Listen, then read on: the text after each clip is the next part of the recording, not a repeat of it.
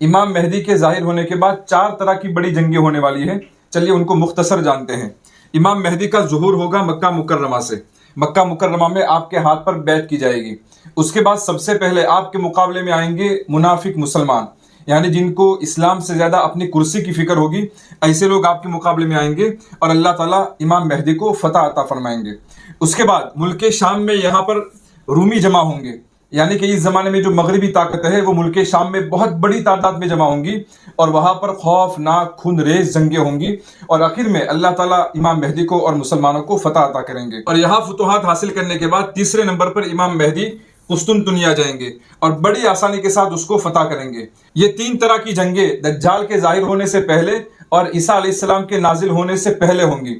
اس کے بعد دجال ظاہر ہوگا اور اس کو مارنے کے لیے عیسیٰ علیہ السلام آسمان سے اتریں گے، اور یہ چوتھی جنگ یہودیوں سے اور دجال سے ہوگی، اور اس میں بھی اللہ تعالیٰ مسلمانوں کو فتح عطا فرمائیں گے۔ تو جو لوگ اپنے گھر بیٹھے بیٹھے مہدی ہونے کا دعویٰ کرتے ہیں، آپ ان کی حقیقت سمجھ سکتے ہیں۔